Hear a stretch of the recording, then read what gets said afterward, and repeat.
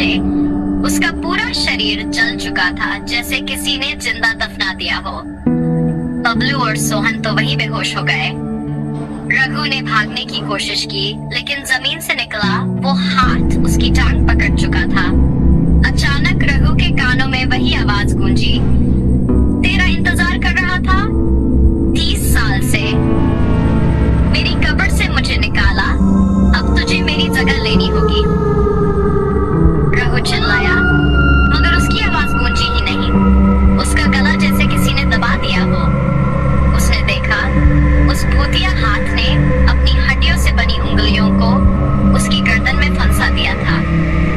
उसकी आंखें लाल हो गई। कुछ ही मिनटों में रघु का शरीर एक पत्थर की मूर्ति में बदल गया।